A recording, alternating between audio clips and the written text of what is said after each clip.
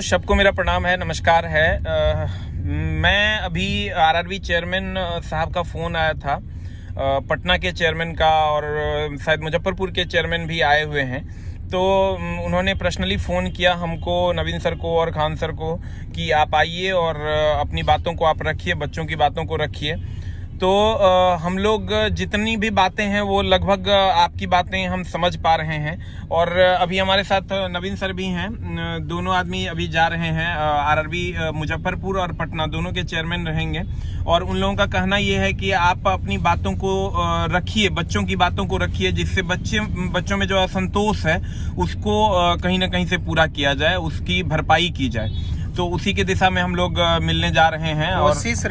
कोशिश रहेगी कि जो भी ग्रीवांसेस बच्चों का है मैक्सिमम पर हम बात कर पाएँ। ये तो बात करने के बाद पता चलेगा कि बात क्या रही और कितने इशू जो अपने हैं बच्चे का जो इशू है, कितने इशू पर बार्गेन हो पाया, यानी बातचीत सही तरीके से हो पाया, या कितने इशूज को अपना मान पाएगी चेयरमैन। अभी तो मोटा मोटी खाली सिर्फ डिस्कशन होना है कि बच्चों का प्रॉब्लम क्या है और कौन सा ऐसा इशू है जिसको लेकर के बच्चे सबसे ज़्यादा सेंसिटिव हैं। तो हम कोशिश करेंगे कि चेयरमैन साहब को, दोनों चेयरमैन साहब को, कि आप लोगों की तरफ से मैक्सिमम संतुष्टि प्रदान कर पाएँ या मैक्सिमम संतुष्ट कर पाएँ। और बाद में रेलवे भर्ती बोर्ड के जो अन्य भर्ती बोर्ड के चेयरमैन से हो सकता है कि आपस में वो लोग डिस्कस करें या मंत्री साहब से डिस्कस करें। उसके बाद फाइनली जो डिसीजन होगा उसमें इस बात का बहुत बड़ा योगदान रहना है।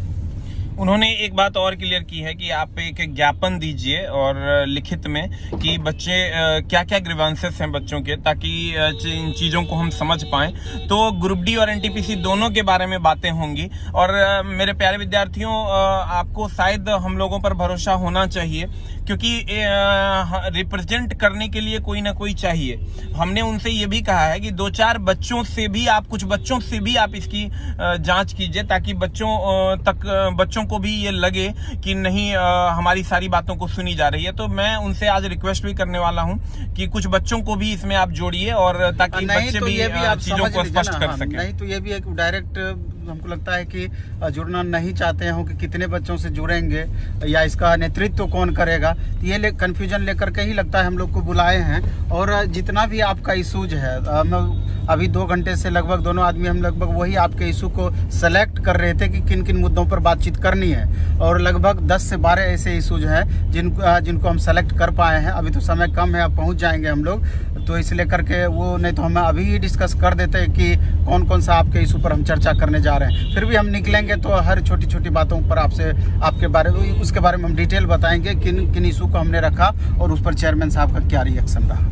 देखिए, उसमें जितना भी ग्रुप डी का मेडिकल स्टैंडर्ड से लेकर के और रिजल्ट से लेकर के एनटीपीसी सीबीटी 2 के रिजल्ट को लेते हुए, ग्रुप डी मेंस को लेते हुए सभी बातों पर चर्चा होगी। जैसे पहला इशू तो ये है, अगर ग्रुप डी के संदर्भ में देखा जाए, एनटीपीसी का जो है वो तो अपना है।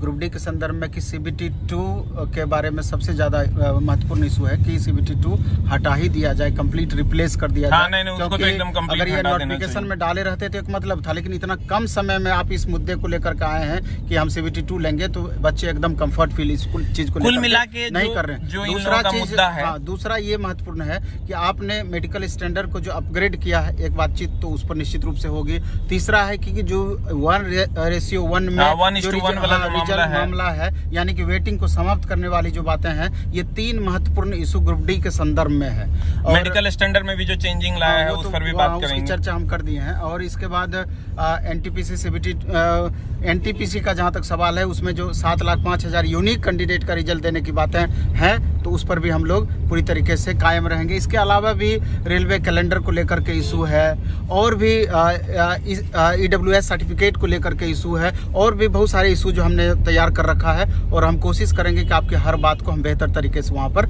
रिप्रेजेंट कर पाएँ। प्यारे बच्चों, लगभग 2-2.5 घंटे से हम लोग इस पर डिस्कशन किए हैं कि बच्चों के लिए क्या सही है, क्या गलत है, ताकि बच्चे एकदम असंतोष की भावना नहीं रहनी चाहिए बच्चों में, वैसा कुछ हम लोग रिप्रेजेंट करें। और दूसरा, हम लोग ये भी कोशिश करेंगे कि आप जब जब जो चीजें आगे करने वाले हैं, आप उसका प्रॉपर वे में एक नोटिस निकाल के बच्चों को क्लियर कर दीजिए कि हम इतना से इतना आपका अगर डिले होगा तो कितने दिन का डिले होगा। बहुत ज्यादा डिले अब बच्चों से मतलब संभल नहीं पा रहा है कि आप बहुत ज्यादा डिले कर दीजिएगा तो फिर थोड़ा सा मामला गड़बड़ हो जाएगा।